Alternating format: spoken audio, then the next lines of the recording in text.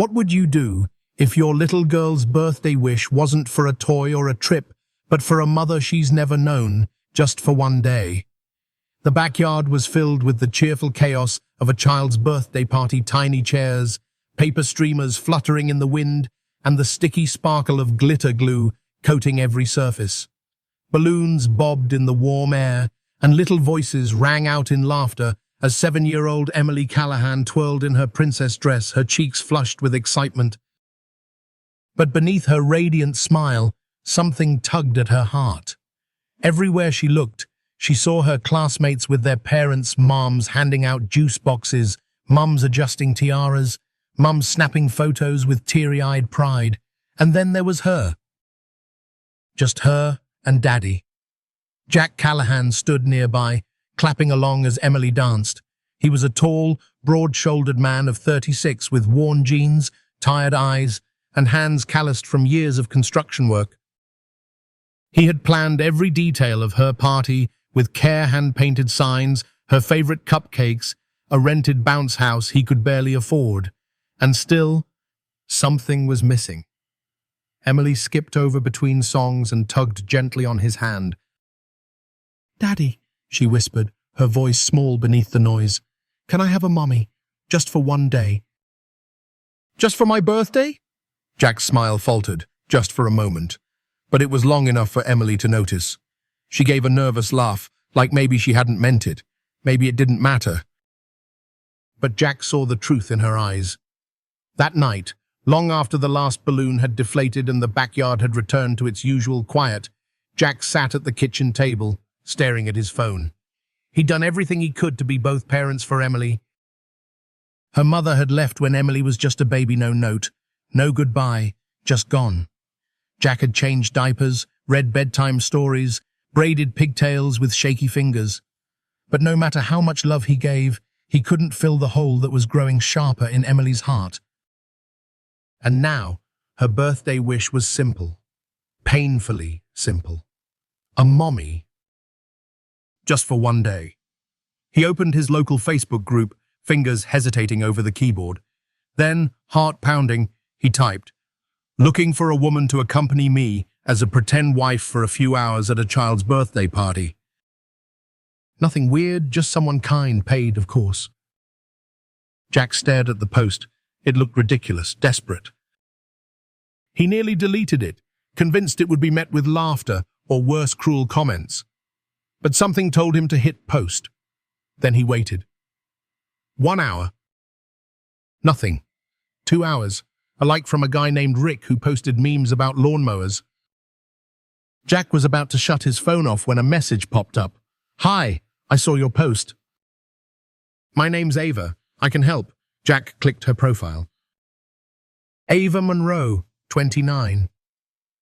A local waitress at a diner he vaguely remembered going to after work once or twice. She had short brown hair, soft eyes, and she'd just been let go. He could see her looking for opportunities post from the day before. Still, something about her message didn't feel like someone chasing a paycheck. There was no how much or when do I get paid, just those 4 words, "I can help." He messaged back cautiously. "Are you sure?"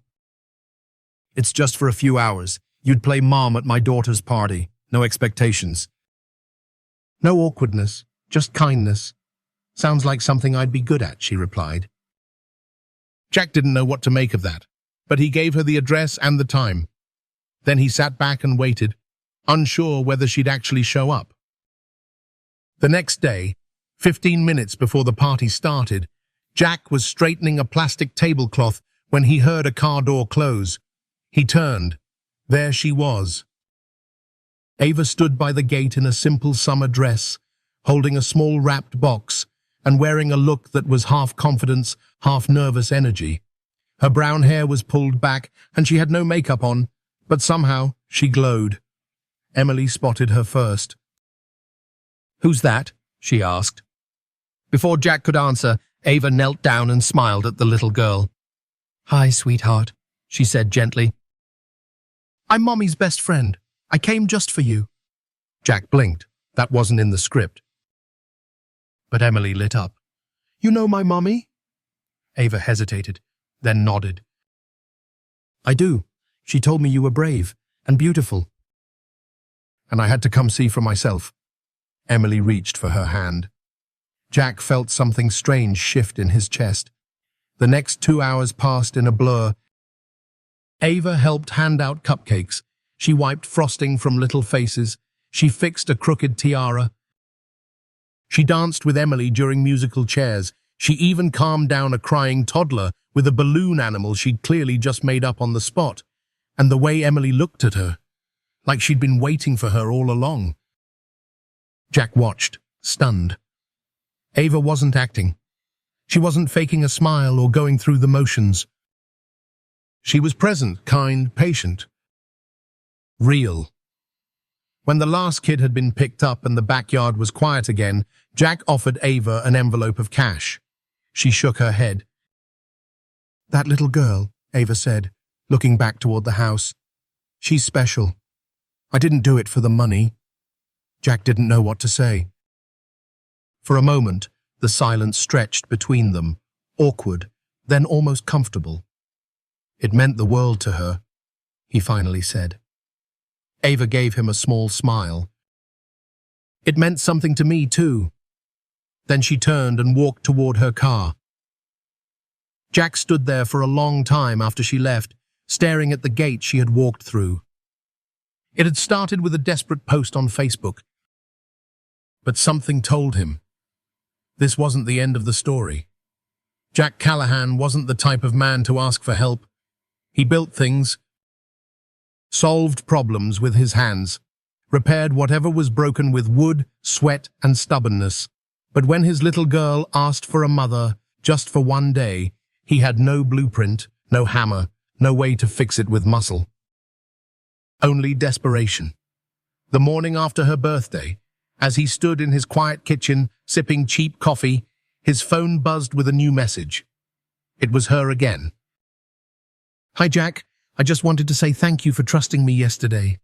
Emily is an amazing kid. If she ever needs me again, well, I'm around. Jack stared at the screen. He had expected Ava Monroe to disappear.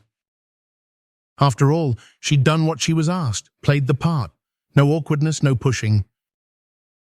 Just kindness, pure and simple.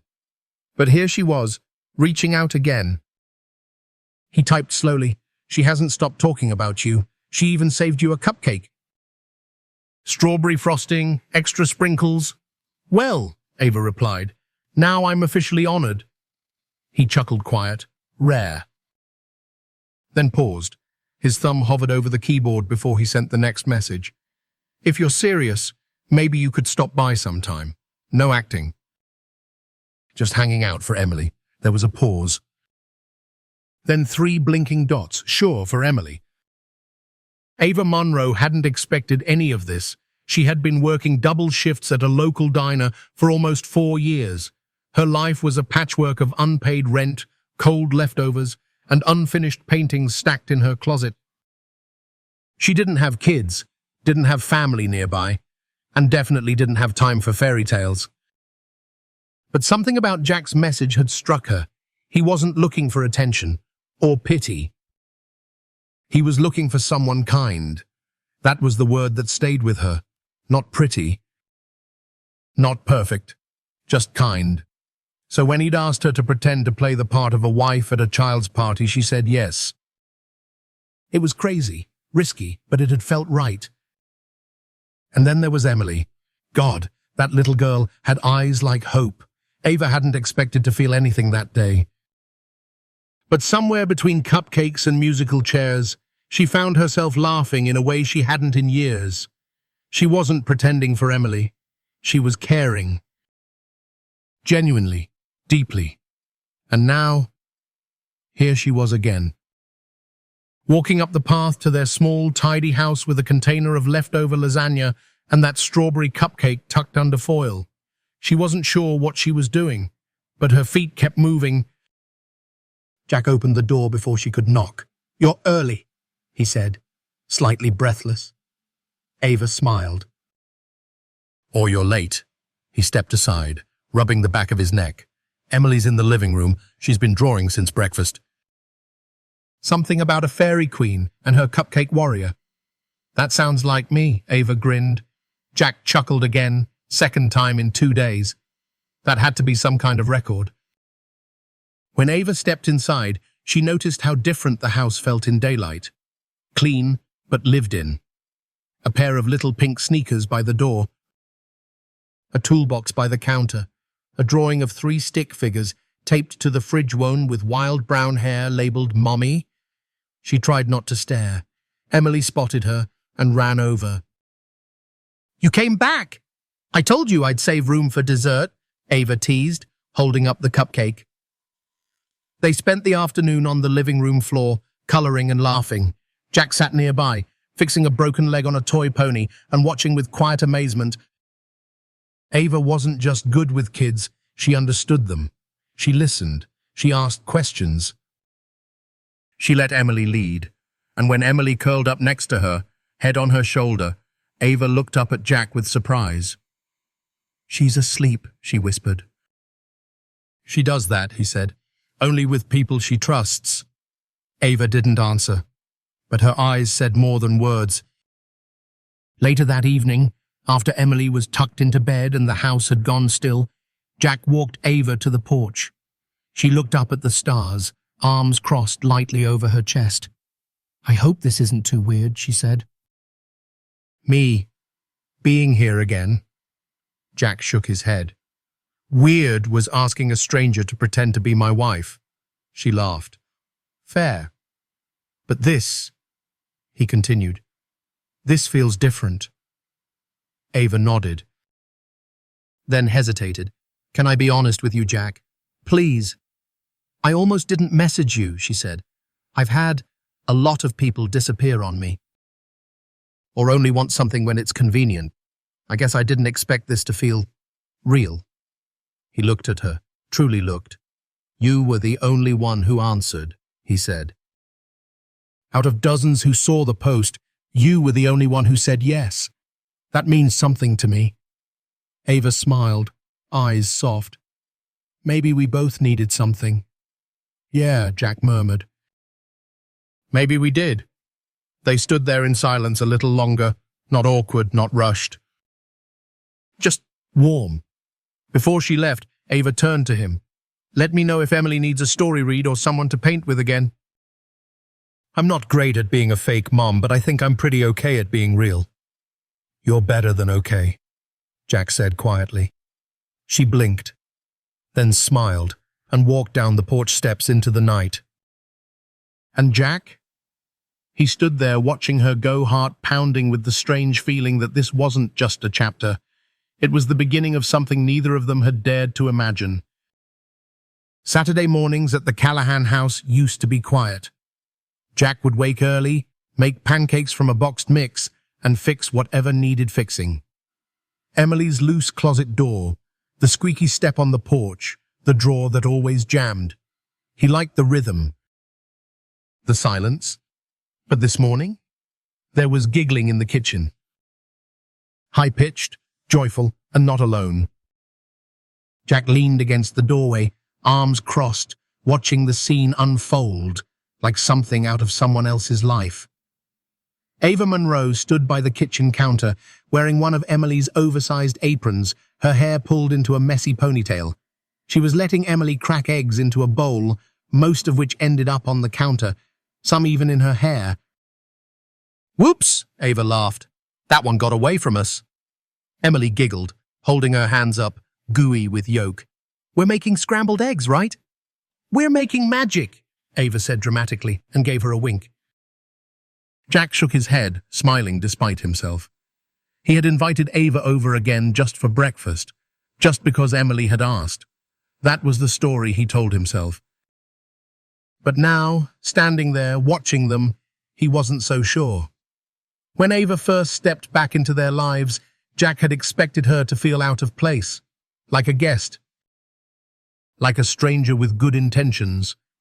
But she didn't. She moved through the small house like she belonged, not in an entitled way, but gently, respectfully. She sat cross-legged on the floor to play Candyland. She helped Emily tie her shoes. She wiped the kitchen table with the same care Jack remembered from his own mother, back before everything got hard. And when Ava smiled at Emily, it was never forced. That smile wasn't in the script. That smile was real. After breakfast, they set up a makeshift painting station on the porch. Emily chose bright colors, purples, yellows, glitter glue that would definitely never come off the floorboards. Jack watched as Ava let the little girl paint a butterfly across her forearm, then helped her blend the colors into wings. "You're going to be covered in sparkles for days," Jack warned. Ava glanced at him over her shoulder. "I've had worse," he chuckled. "Like what?" "Try working a double shift at Rosie's diner during prom season. Drunk teenagers and whipped cream don't mix." Jack laughed, really laughed, and Ava gave him a look like she hadn't heard that sound from anyone in a long time. For a moment, things felt simple. Later that day, when the paint had dried and the sun had softened, Emily curled up on the couch with her favorite book. Ava offered to read. Jack busied himself with dishes in the kitchen, but he could hear every word from the living room. Ava didn't just read, she performed. Voices, pauses, gasps at all the right moments. Emily clung to every word. Then came the part Emily loved most, the line where the fairy queen says, "You don't need wings to fly. You only need someone who believes in you." Jack heard Emily whisper, "That's like you," and Ava paused for a beat. He peeked around the corner. Ava was looking at Emily with something tender in her eyes, not pity, not play acting. Love. That night, after Ava had left, Jack sat on the porch with a beer in hand, staring at the stars. He couldn't shake the image of Emily laying her head on Ava's lap, or the quiet way Ava had smiled, brushing glitter from her forehead. It wasn't part of the plan. This was supposed to be a one-time thing. Maybe a few visits, just to help Emily adjust. But it was becoming something else, something deeper. He wasn't just seeing Ava as the nice woman who helped out. He was seeing her laugh, seeing the way she listened when Emily talked about things that mattered to her, the invisible friends, the scary dreams, the way she missed having someone to braid her hair. Jack hadn't realized how quiet their house had become until Ava brought color back into it. The next weekend, Emily asked, "Is Ava coming today?" Jack hesitated. "Why?" Emily swung her legs back and forth. "Because I want her to see my new dress. And I drew something for her." Jack raised an eyebrow. "Oh yeah?" Emily nodded proudly, running to her backpack and pulling out a crayon drawing. 3 stick figures. One had long hair, one had a toolbox, one had a sparkly dress. Their names were scrawled underneath in shaky letters. Ava, Daddy, me. Jack stared at the drawing for a long moment. "I made us a family picture," Emily explained. "Like the other kids have." He knelt down slowly, trying to keep his voice steady. "You know she's not really your mum, right?" "I know," Emily said softly. "But," she looked up at him, eyes wide, "she feels like she is." Jack didn't have an answer for that. And maybe he didn't need one. That afternoon he texted Ava, "Emily wants to show you her new dress. She also made something you might like." She replied within a minute, "I'd love to see both." When Ava arrived, Emily ran straight into her arms. Jack stood back, watching the hug last a little longer than usual. They had crossed a line somewhere. The pretend was fading, and in its place, something very real was blooming, quietly, gently. Jack didn't know what it all meant yet. But he knew this. Ava Monroe was no longer just a kind stranger. She was becoming someone they didn't want to imagine life without. By the 3rd weekend, Ava Monroe had her own coffee mug at the Callahan house. It wasn't anything fancy, just a chipped white cup with a little purple flower on it that Emily had drawn with permanent marker. But to Jack, it meant something. He found it one morning, drying on the dish rack next to Emily's cartoon puppy mug and his old #1 dad cup. 3 mugs, 3 people. One quiet, growing truth. Ava wasn't a guest anymore. She was becoming part of their rhythm. Saturdays became tradition. Ava would bring fresh fruit or a new board game from the thrift store. Emily would wait by the window, bouncing with anticipation, holding up drawings or stories she had written just for Miss Ava. And Jack? He would tell himself he invited Ava over just for Emily. But the truth was, he looked forward to her laugh, the way she wrinkled her nose when she concentrated, the quiet hum she made while washing dishes, the softness she brought to a home that had grown too still. It was never discussed, never labeled. But the pretend was slipping away. One night, after Emily had gone to bed, Ava stayed a little later than usual. The house was dim, lit only by the kitchen light and the glow of a single candle Emily had insisted on lighting for coziness. Jack poured 2 mugs of tea, passing one to Ava. She took it with a smile, her fingers brushing his. "Thanks," she said, "for everything."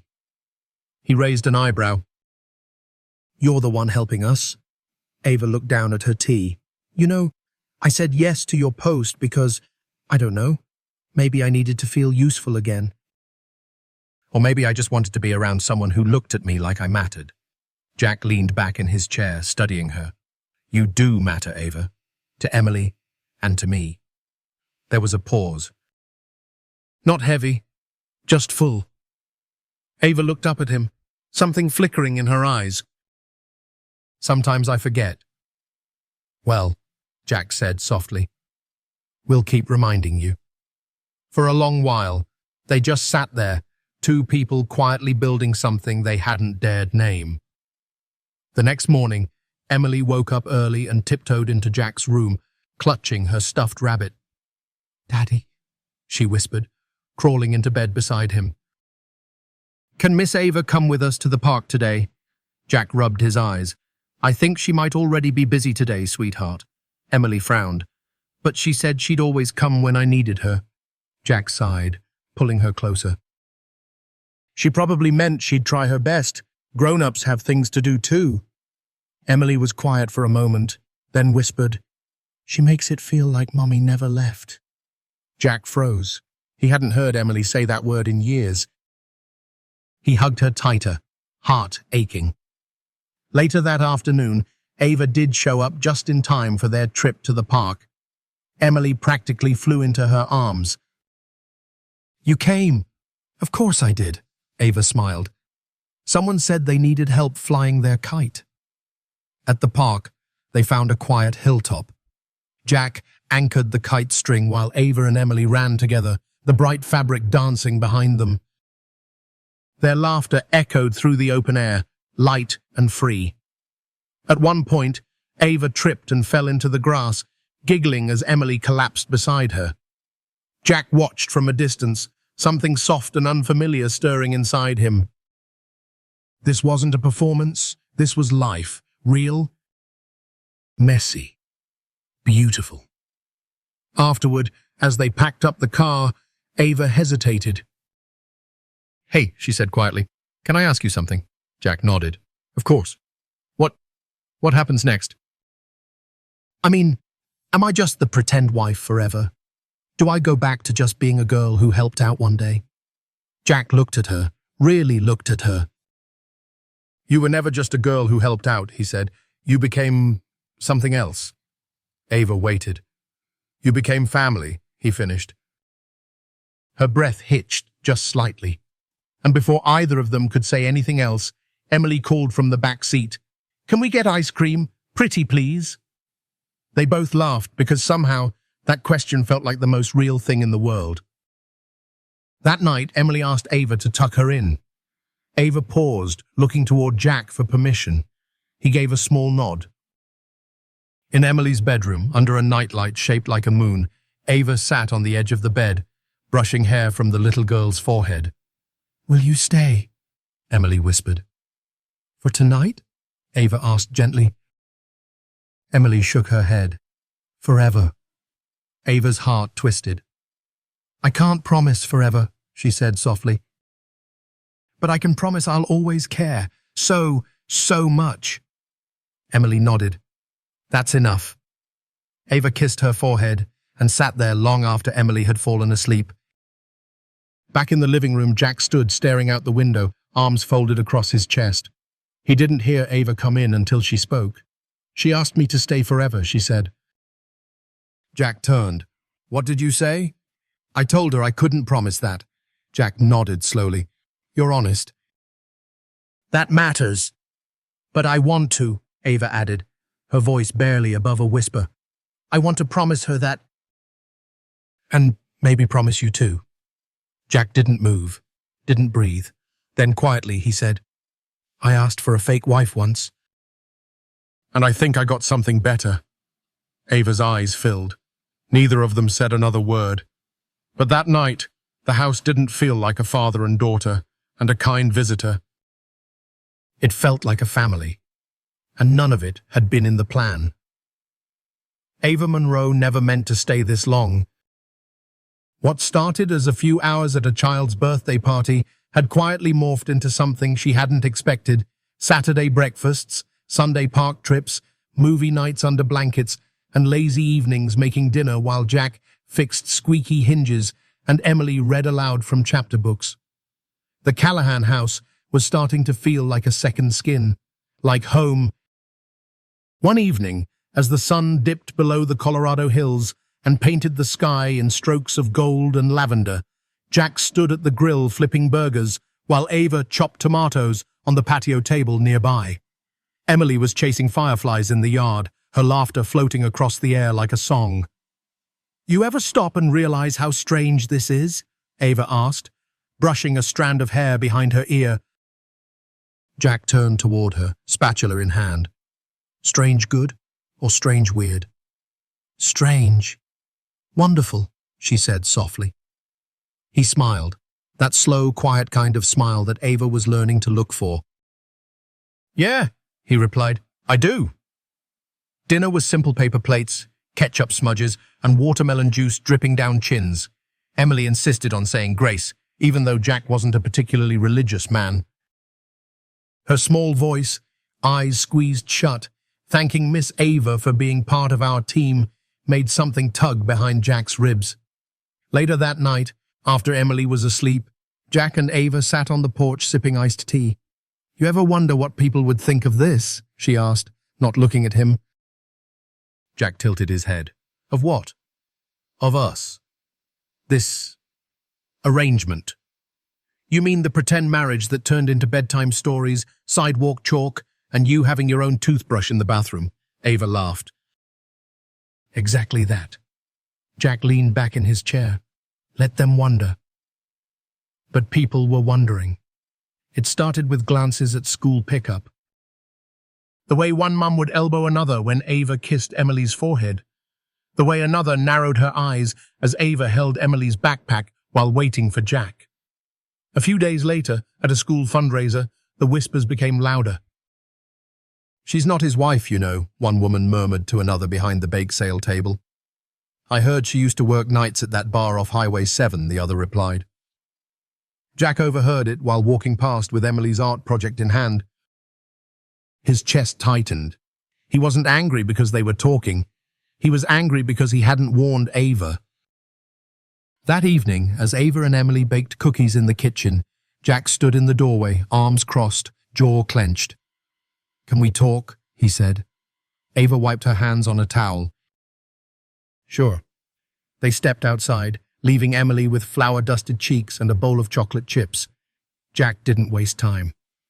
People are talking. At school, about you. Ava's face didn't flinch. She just nodded. I know. You know? She looked out over the yard, her voice steady. It's not the first time. It won't be the last. But you didn't say anything. What was I supposed to say, Jack? That I've heard it all before? That I've been treated like trash so often I just tune it out? He was silent. Ava's voice cracked slightly. But Emily doesn't deserve to be in the middle of it. Maybe I shouldn't come around anymore. No, Jack said quickly. Don't say that. I don't want her getting teased. or left out because of me. She's already getting hurt if you disappear, he said. She asks for you every morning. She draws pictures of us. She tells people you're her mom. Ava's eyes glistened, but she held his gaze. I'm not. You might not be her mom, Jack said quietly, but you're the best thing that's happened to us in years. A long silence hung between them. But Ava had already made up her mind. I need to think, she said, her voice barely above a whisper, just for a little while. Then she walked back inside, kissed Emily on the forehead, and told her she'd see her soon. But she didn't say when. The days that followed felt heavier. Emily asked for Ava constantly at breakfast, before school, at bedtime. Did she forget about us? She asked one night, curled up in Jack's lap. Jack kissed the top of her head, his heart aching. No, baby. She could never forget you. But he wasn't sure. Ava's silence stretched on. No texts, no visits. Jack thought about calling, but stopped every time. Maybe she did need space. Maybe he'd pushed too hard. Maybe he should have protected her better. One night, unable to sleep, Jack found himself flipping through the family photo album, most of it half empty. Then he found one picture, tucked behind a birthday card. Emily in her tiara, cupcake in hand, grinning from ear to ear. And behind her, Ava, crouched low, eyes focused on her like she was the only thing that mattered. That wasn't pretend. That was real. The next day, Jack drove past Rosie's diner, the place where Ava used to work. It was closed now, windows dark. He remembered her saying it had shut down suddenly, just one more thing she'd lost without warning. He wondered what else she had lost in her life that made her so careful, so guarded, and why it felt so unbearable not to have her around anymore. That evening, as he tucked Emily in, she held his hand tightly. Daddy? Yes, sweetheart? Did I do something wrong? Is that why Miss Ava's gone? Jack's heart shattered in his chest. No, he whispered, pulling her close. You didn't do anything wrong. Sometimes grown-ups just get scared. Can we still be a family? She asked. Even if it's just us again? He hesitated, then said softly, Yes, but I hope it's not just us forever. Emily nodded sleepily, her eyes fluttering shut. And as Jack sat there in the dark, he made a quiet promise he would find a way to bring Ava home. Not because Emily needed her, but because he did too. The house felt quieter now, not in the peaceful way it used to when Emily was tucked into bed and Jack sat alone with his thoughts. No, this was a different kind of quiet. The kind that pressed in on your chest, the kind that made a home feel hollow. It had been 3 weeks since Ava walked out. She hadn't called, hadn't texted, hadn't answered. And Jack, though he wanted to, hadn't chased after her, not because he didn't care, but because maybe he cared too much. Emily asked about her every day. Did Miss Ava call? No, baby, not today. Can I send her a drawing? Of course. They sent 3. No reply. On the 4th day, Emily stopped asking, but Jack noticed she drew less. Talked less. She didn't ask for her bedtime stories, and when she did, she asked Jack to read them, but only the short ones, the ones Ava never liked. The sparkle in her eyes had dimmed. And Jack? He couldn't eat. Couldn't sleep. Every time his phone buzzed, he hoped it was her. It never was. One evening, Jack sat on the couch, staring at the empty chair Ava used to curl up in. The one with the yellow throw pillow, she always joked, had too much personality. Emily padded in quietly and climbed beside him. She handed him a piece of paper, a school form. What's this? He asked. It's for the family talent show. Jack's heart skipped. You want to sign up? Emily nodded, chewing her bottom lip. But I need a partner, she said quietly. It has to be a parent. Jack smiled, relieved. Well then, you've got me. She hesitated. Then whispered, I already put down my partner. He looked down at the form. 2 words, written in crooked, hopeful letters. My mommy. Jack's breath caught in his throat. He looked at her. Sweetheart. She said she'd always come when I needed her, Emily said. I need her now.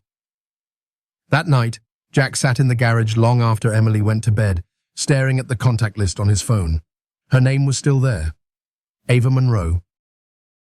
No emoji, no photo, just her name.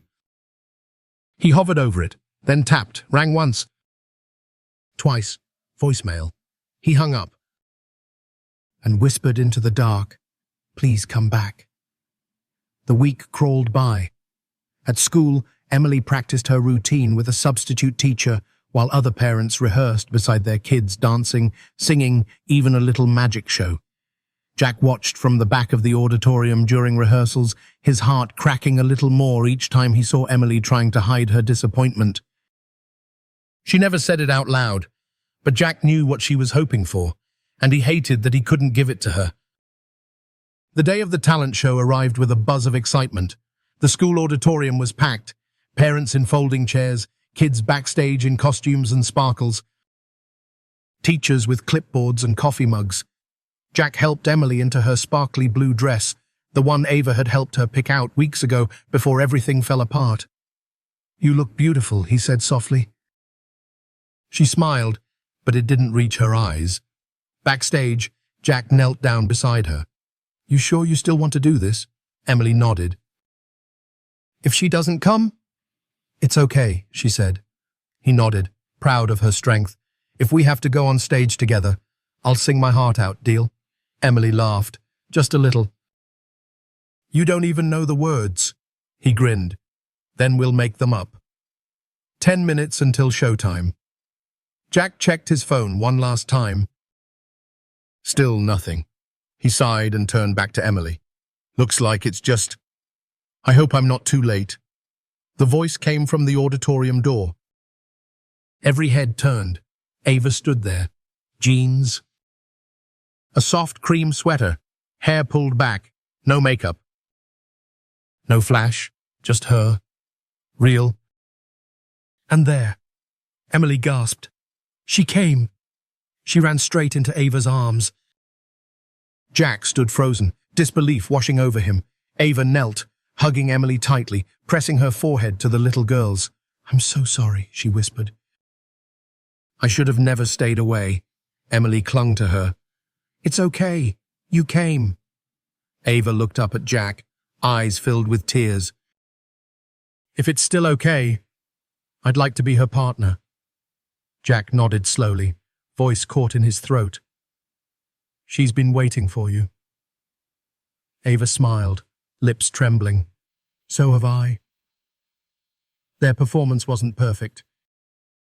Ava couldn't sing. Jack forgot half the lines. Emily danced offbeat. But none of that mattered, because on that stage stood something stronger than polish or perfection. A family. Not defined by blood, but by love. After the show, the school principal approached Ava in the hallway. "We've never had a mom who wasn't actually a biological parent participate like that before," he said kindly. "You made quite the impression." Ava looked down at Emily, then back at him. "I wasn't pretending," she said softly. "Not anymore." That night, as they sat together on the porch under a sky full of stars, Jack turned to her. "I asked for a fake wife once," he said quietly. "But now..." Ava looked at him, waiting. "I want something real, not just for Emily, for me too." Ava's eyes filled again. "I've never belonged anywhere." "You do now," he whispered, reaching for her hand. And she let him. For the first time in a long time, everything felt still. After the school talent show, Ava found herself spending more time at the Callahan house than anywhere else. She started leaving a change of clothes in the laundry room, a pair of slippers by the couch.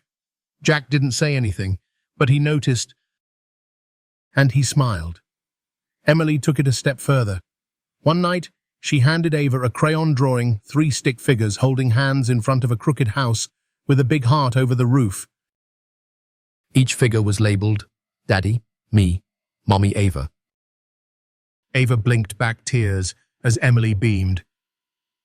I didn't put pretend this time. Jack saw her clutch that piece of paper like it was more valuable than any paycheck she'd ever received. And maybe it was. They moved through days like a quiet dance. Mornings began with laughter and cereal spills. Evenings ended with story time and shared glances across the dinner table. Ava started volunteering once a week at Emily's school library, organizing dusty books and helping shy kids find their favorite animal stories. The other parents were polite now, guarded but less suspicious. Not friends, but no longer enemies. Jack thought the worst was behind them, until it wasn't. It started small. Ava came home one afternoon, unusually quiet. Jack was fixing the leaky faucet, but he paused when he saw her face. Something happened at school, he asked. She nodded. One of the moms. She asked if I was officially part of Emily's life yet, like legally, then said it must be a big jump for someone like me. Jack frowned. Someone like you?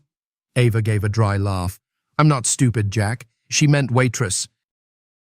Poor single, no degree. A nobody who's trying to play house. She doesn't know anything about you. But she thinks she does, Ava said. And so do the others. Jack walked over, gently touching her arm. What they think doesn't matter. Emily matters. We matter. Ava smiled, but it didn't reach her eyes. The next day, the gossip ramped up. An anonymous post in a local parenting group made its rounds. Would you trust your child around someone with no background checks and a bar history? Asking for the safety of our kids. No names, no proof. But everyone knew who it was about. Ava saw it during her lunch break and left the school without a word. She didn't come back that night. Jack found her 2 days later, sitting on the swings at the old park by the highway, staring at nothing. I used to come here when I didn't have anywhere to go, she said softly as he approached. It's funny. I thought I'd outgrown it. He sat beside her. You didn't have to disappear. I did, she whispered, because I felt like trash again. And worse, I felt like I was dragging you and Emily down with me. Jack exhaled sharply. Ava, we chose you.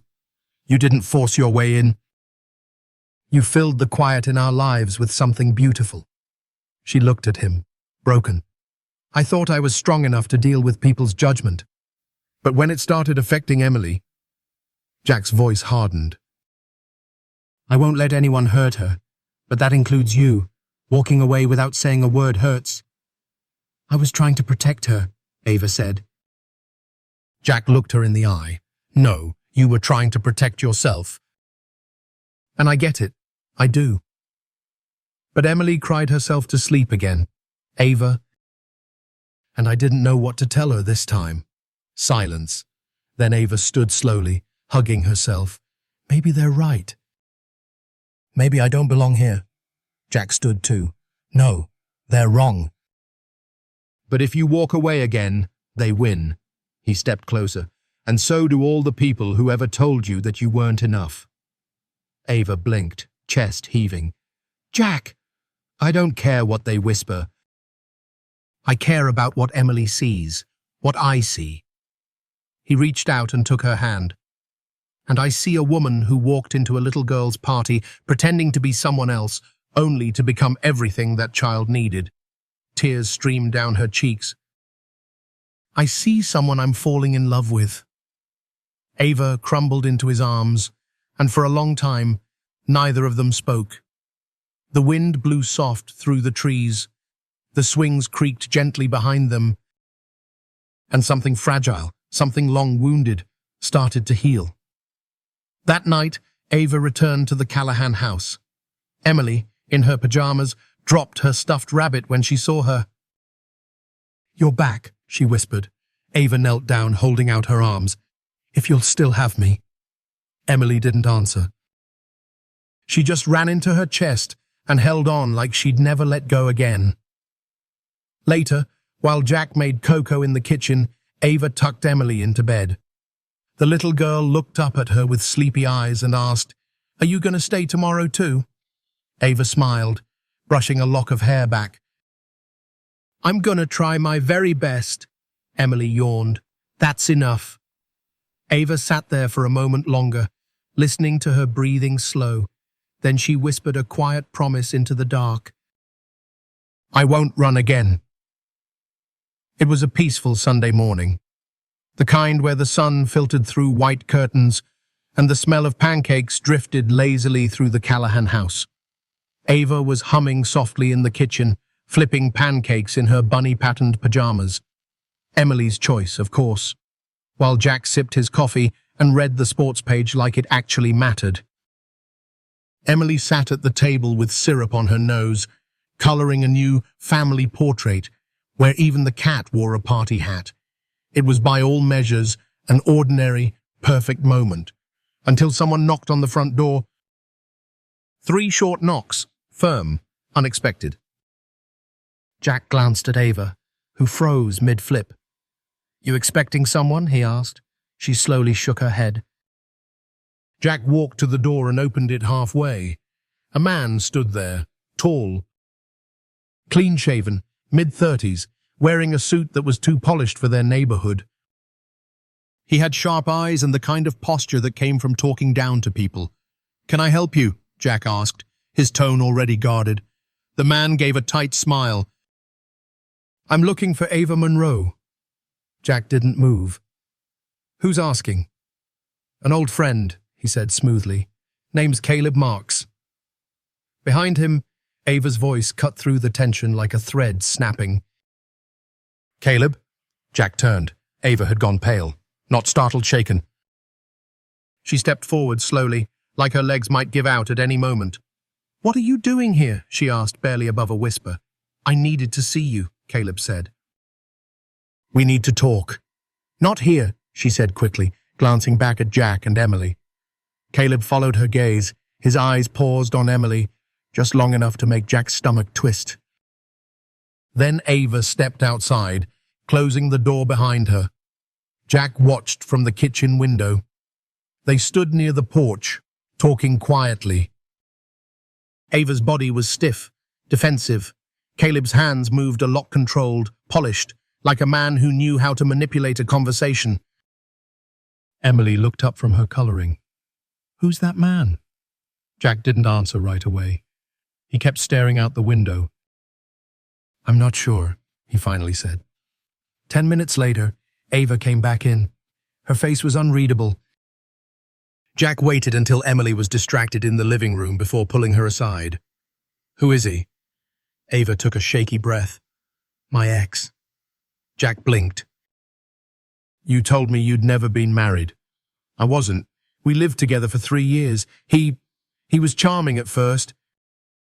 Thoughtful. But over time, he started controlling everything where I worked, who I talked to, what I wore. He made me feel like I was lucky he hadn't left me yet." Jack's jaw tightened. "Did he hurt you?" Ava looked down. "Not the way people mean when they say that, but yes." "And now he's back?" She nodded. "He says he wants to make things right, that he saw me in some photo from the school event. He even mentioned Emily." Jack stepped closer, his voice low and serious. "He's not coming near her." "You hear me?" "I know," Ava said quickly. "That's why I told him to leave." Jack searched her eyes. "Do you believe he will?" "I don't know," she whispered. He always liked getting the last word. The next few days passed in a haze. Ava tried to return to normal reading to Emily, folding laundry, helping with homework, but Jack noticed she jumped at sudden sounds, locked the door twice at night, flinched when the phone rang. He hated seeing her like that, hated that someone from her past still had that kind of power. One night, after Emily went to bed, he found her sitting on the porch steps, wrapped in a blanket. She didn't turn when he approached. I was doing okay, she said softly. I was finally starting to believe I deserved this. You, her, a family. Jack sat beside her. You do. But when he showed up, all I could think was, what if he's right? What if I'm still that girl who keeps messing things up? Jack didn't answer immediately. He looked up at the stars, letting the silence breathe. Then he said, You're not her anymore, Ava. She looked at him, eyes glassy. How do you know? Because that girl wouldn't have walked into a stranger's backyard just to make a little girl smile. She wouldn't have stayed through the whispers and the stares. She wouldn't have fought this hard to build something real. A tear slid down her cheek. Jack reached for her hand. Emily doesn't see your past. She sees you, and so do I. Ava leaned her head against his shoulder, finally allowing herself to exhale. Later that night, Jack called someone he hadn't spoken to in years. His cousin Tom, a retired sheriff. Got a name and a concern, Jack said. Guy's sniffing around a woman I care about. She's scared. I need to know what he's up to. Tom didn't ask questions. He just said, Text me his full name. I'll look into it. 2 days later, Tom called back. You were right to worry, he said. Caleb Marks has a sealed complaint from a former employer. Emotional harassment. Manipulation. The guy knows how to work the system. Stays just barely on the legal side. Jack's voice dropped. You think he'll come back? If he thinks she slipped away, yeah. Guys like him don't handle rejection well. Jack hung up with his gut on fire. Then he did the only thing he could think of. He sat Ava down and told her everything. Instead of fear, her face lit with something different. Resolve. I'm done running, she said. If he shows up again, I'll be ready, Jack smiled. You won't be alone. The porch light was the only thing glowing in the quiet evening. Jack Callahan stood by the railing, hands deep in his jacket pockets, watching Ava and Emily inside through the living room window. They were dancing, if you could call it that, to an old pop song playing from the Bluetooth speaker. Emily twirled barefoot in her pajamas while Ava clapped along, laughing so hard she had to sit down. And for a moment, Jack didn't move. He just stood there and memorized it, the sound of laughter, the warmth of the light, the peace he hadn't known he was missing until she brought it back into their lives. It was time. He didn't have a ring, didn't. He didn't have a speech, but he had a promise to make. And he didn't want to wait. Ava joined him outside a few minutes later, cheeks pink from the dancing, hair falling loose around her face. She finally passed out, she said with a grin. I think we're going to need new floorboards if we keep letting her do dance parties before bed. Jack chuckled. I'll add it to the list. They stood side by side in the cool night air. Silence settled between them, but not the uncomfortable kind. This one was full, lived in, like a blanket you didn't need to explain. Jack cleared his throat. Ava.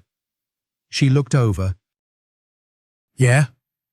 He hesitated, then reached into his pocket and pulled out something small and silver. Not a ring. A key. She stared at it, confused at first. Then realization washed over her face. You're giving me a key? Jack nodded. This house. It was always just a place I tried to make feel like home for Emily. But now, it is home. Because you're here.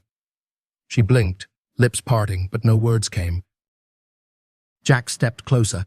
I don't have a fancy ring or a big speech. I don't even have a plan for a wedding. But I know this, I want you to stay. Not just visit. Not just sleep on the couch when it's late. Stay. Ava swallowed hard, her voice barely audible. Jack! I asked for a fake wife once, he said softly, but I fell in love with a real woman. One who showed up for my daughter, one who stayed when it was hard, one who made this broken little house feel like the safest place on earth. He held out the key. I want to wake up with you in the kitchen. I want Emily to know she doesn't have to hope anymore because you're not going anywhere. I want something real, Ava. Not just for her, for us. Tears slipped silently down her cheeks, and then she laughed, a soft, stunned laugh that cracked in the middle. "This is the weirdest proposal ever," she whispered. Jack smiled. "I told you." No speech. Ava stared at the key, then back at him. "I don't need a ring," she said. "I don't need a wedding date, or a flower girl, or a dress. I just need one thing." "What's that?" "Promise me you won't stop choosing me, even on the hard days." Jack didn't hesitate. "I already did. Every day, since the moment you bent down and told my daughter you were Mommy's best friend." Ava took the key with shaking fingers. Then she threw her arms around him, and he held her like he never wanted to let go. Inside, Emily had woken up quietly and peeked through the curtains. She saw them hugging under the porch light and smiled. The next morning, she announced at breakfast, "I think we should have pancakes every Sunday." "As a family?" Jack raised an eyebrow. "Since when do you make the rules?" Emily shrugged. "Since Mummy Ava has a key." Ava nearly dropped her fork. "You heard that?" "I see everything," Emily said, very matter-of-factly. They all laughed. But the truth was, Emily did see everything. She saw the woman who once came as a stranger, now holding her hand when she crossed the street. She saw the man who once sat quietly at breakfast, now smiling more often than not. And most of all, she saw the kind of family other kids talked about, but now she lived it. The days that followed were quieter.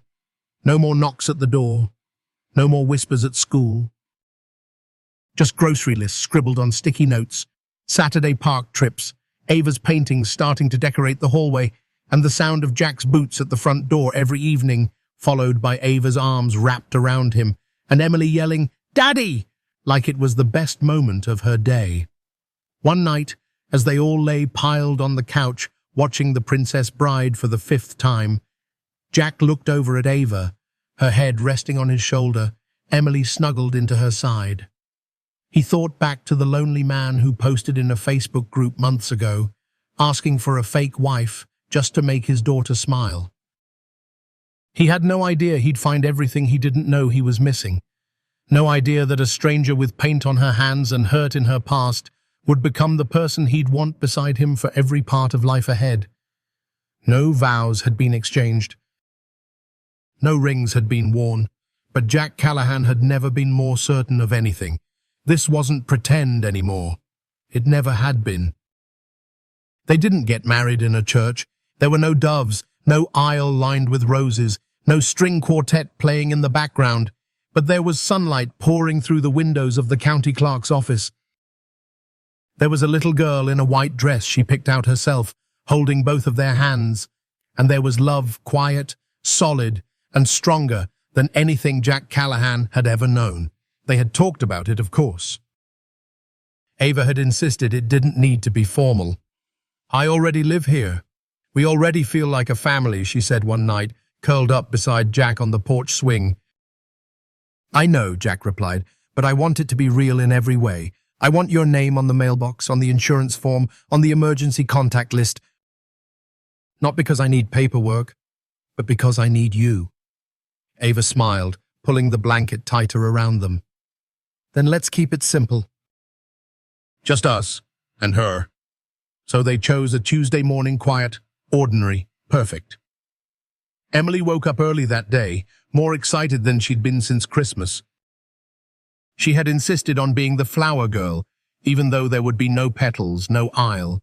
"She's the reason this all started," Ava whispered as they got ready. "It's only right she stands beside us." Jack didn't argue. He never could when it came to Emily's wishes.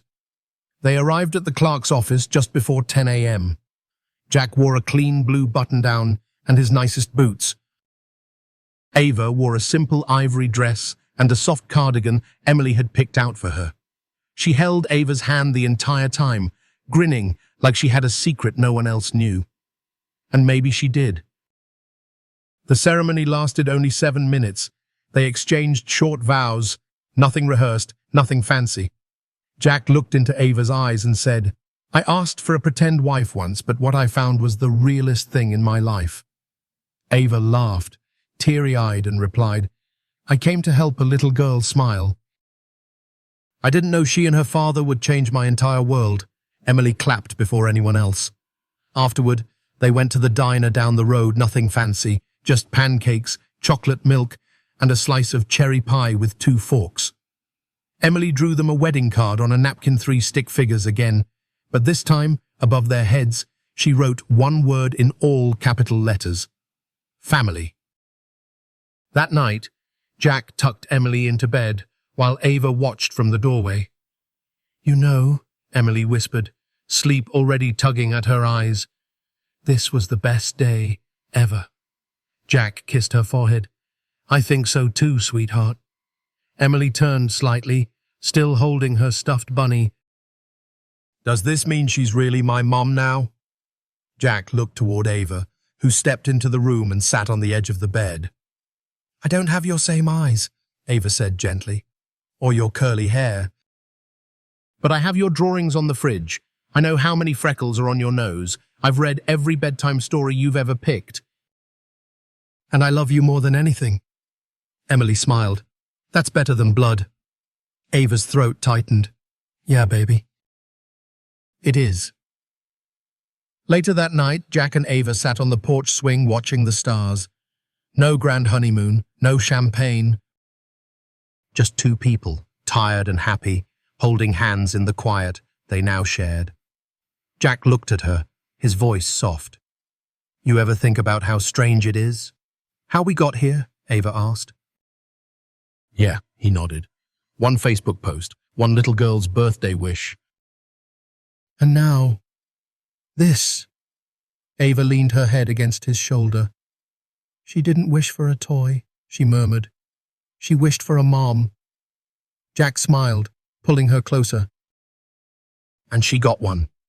They didn't need fanfare. They didn't need permission, because what they had built day by day, mistake by mistake, moment by moment, was real. And sometimes the most beautiful families weren't formed in hospitals or courthouses. Sometimes they were built around kitchen tables, formed through dance parties, whispered promises, bedtime stories, and second chances. Weeks later, Jack stood at the hardware store checkout line with a can of paint in his hand and a 4-year warranty for a roof repair in the other. The cashier glanced at his paperwork and said, "You've been here a lot lately." Jack chuckled. "Fixing up a house that finally feels like home." "Doing it for the wife?" the man asked casually. Jack looked down at the keyring in his hand, the one with Ava's tiny sunflower charm beside his dusty old truck key. Then he smiled. "For my family," he replied. Back home, Ava was in the kitchen, helping Emily with a science project involving way too much baking soda. He stepped inside and they both looked up. "You're back!" Emily cheered. Ava smiled. "How was the roof guy?" "Expensive," Jack said, "but worth it." He looked at them, his daughter, and the woman who had changed both their lives with nothing more than kindness, patience, and a heart that refused to give up. And in that moment he knew this wasn't the ending. It was just the beginning. Because family isn't always made by blood. Sometimes it's made by love. Sometimes family isn't where we come from, it's where we're truly seen and loved. Jack's journey as a single father and Ava's quiet strength remind us that the deepest bonds are not always formed by blood, but by kindness, patience, and the willingness to stay. In a world that often values perfection, this story gently teaches us that what truly matters is presence, being there when it counts, choosing love over fear, and showing up even when it's hard. For those who've ever felt like they didn't belong or had a past they're not proud of, this is a reminder. You are still worthy of love, of home, of second chances. The most beautiful families are often built in the unlikeliest ways, over breakfast tables, late-night stories, and shared silence. And sometimes, what starts as pretend becomes the most real thing of all. Because at the end of the day, family isn't made by blood, it's made by heart.